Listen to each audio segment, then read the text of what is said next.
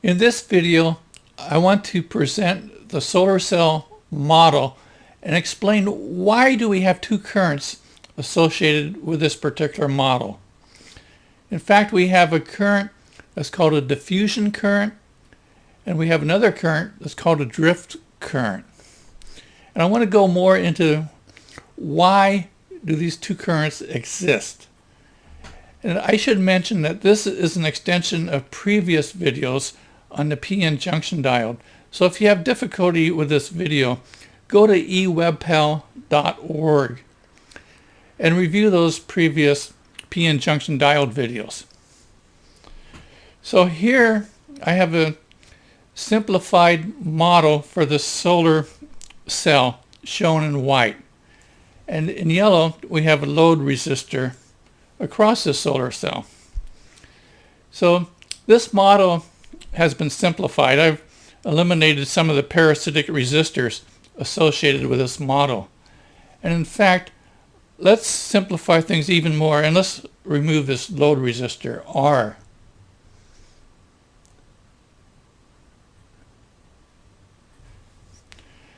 Now, how this model works is we have light that hits this diode, and the light generates this current in this current source here. Now with no load, this current is going to flow through this diode. So look at this. We have a current in this direction associated with this current source caused by the photons hitting the solar cell, but we also have a current flowing this way in the diode.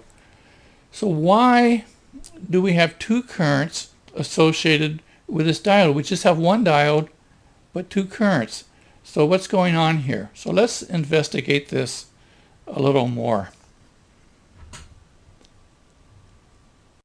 Here I have a p-n junction diode.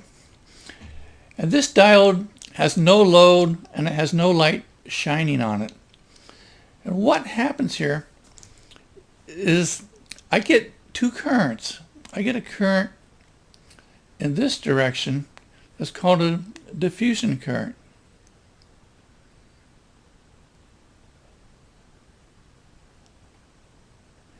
And at the same time, I get a current flowing in this direction that's called a drift current.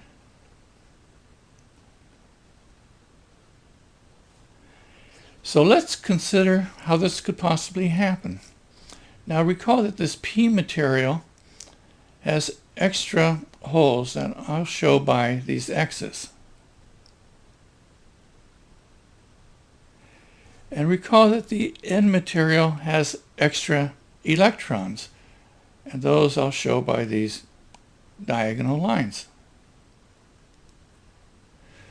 Now since we have a higher concentration of holes in this P region, some of these holes can diffuse. And they diffuse because of a concentration difference. And some of these holes will diffuse into this depletion region, leaving positive, making this region more positive.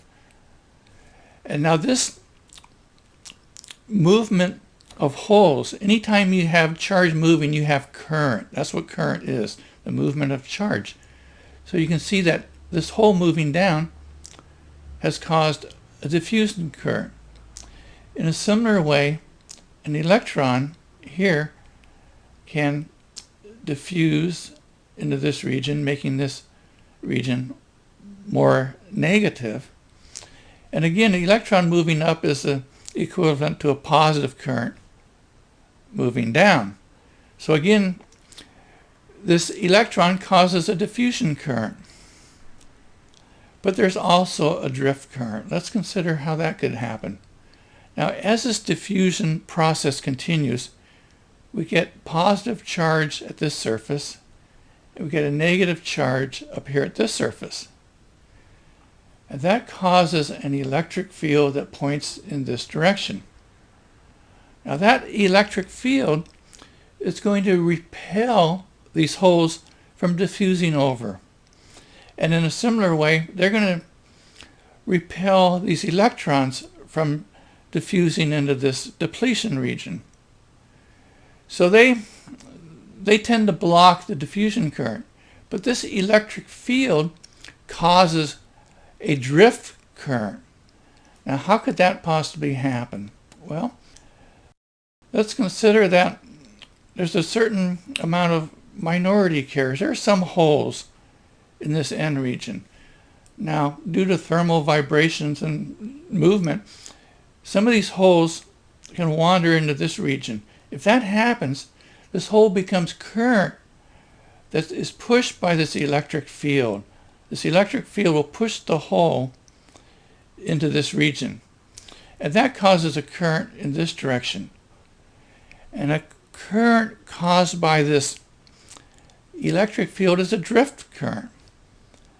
Now, in this region, we can have a minority of electrons. If an electron comes into this depletion region, it's going to go in this direction, caused by the electric field. So that can be thought of, again, as a positive current flowing in this direction. So that adds to the drift current. And if we have no load, no light, we have a diffusion current flowing down and a drift current flowing up. And these currents balance each other and they cancel each other out. Now, you can have, as we get more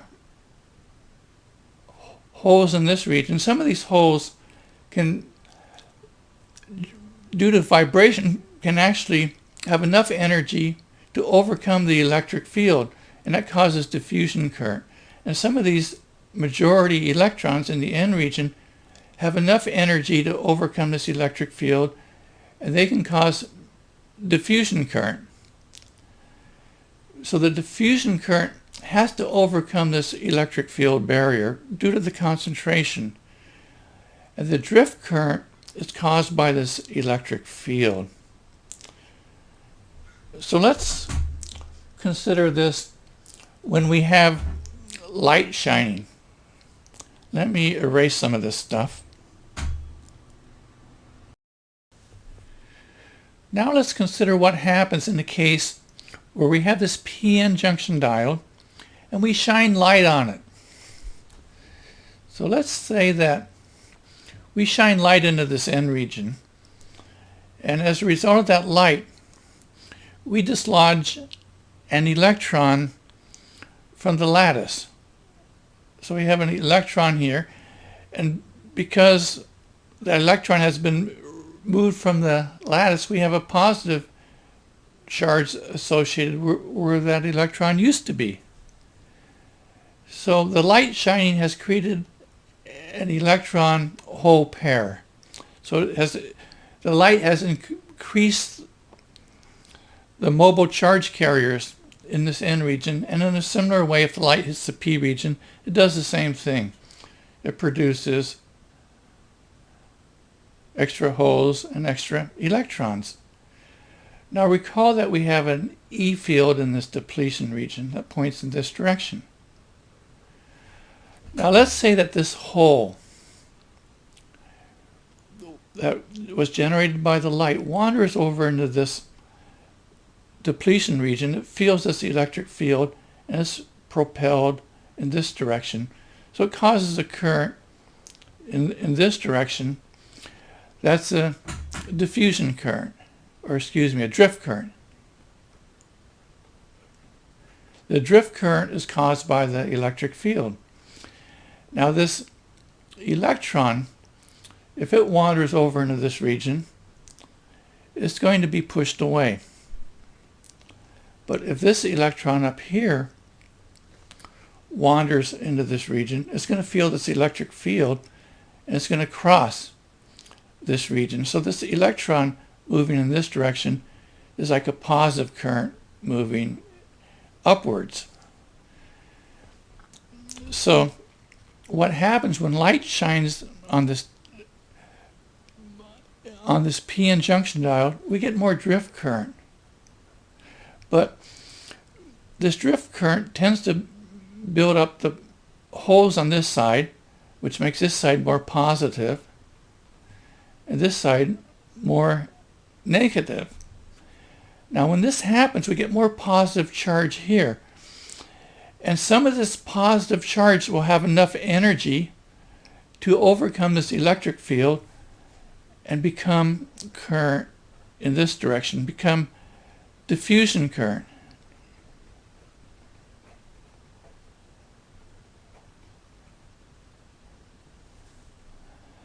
And so what happens as we shine light on this PN junction diode, we get increased drift current caused by this electric field, and that builds up charge. So we build up more negative charge here, more positive charge here. So we have more charge bumping into each other, and some of that charge can overcome this electric field and become diffusion current. So as we shine light, we increase the drift current and we increase the diffusion current, and they exactly balance each other. Since we have no load, these currents cancel each other out.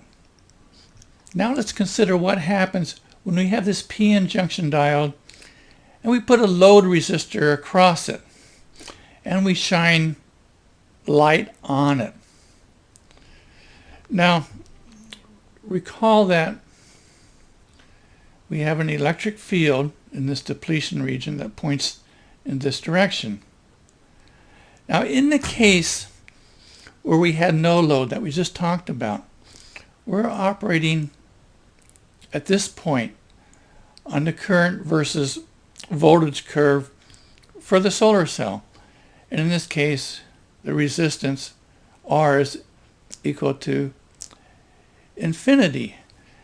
And what happens then is that the light shines on this diode. It produces electron and hole pairs in the N region and in the P region.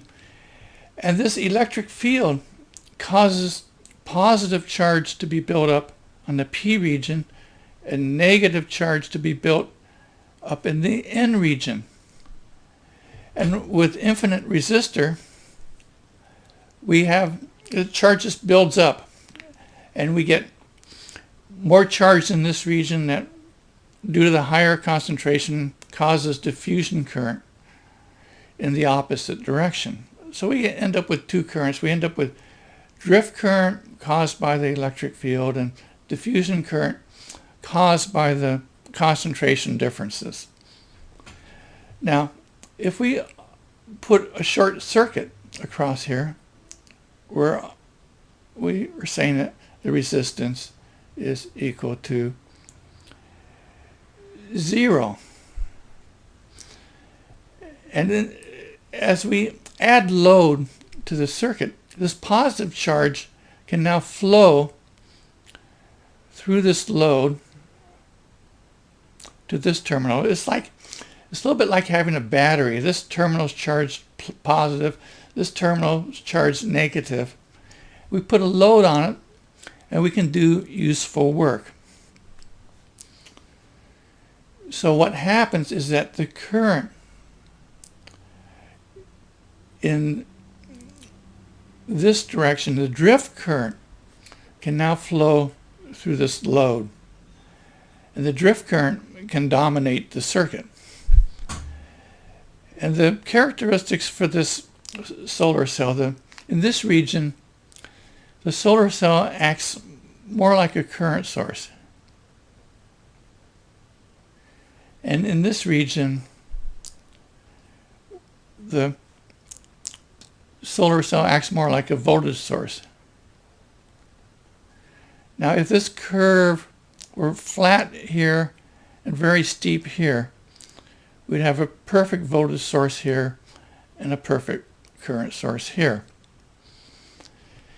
And so with this load, we can do useful work. We want to operate at a point here where we maximize the current times voltage and we extract the most power from the solar cell.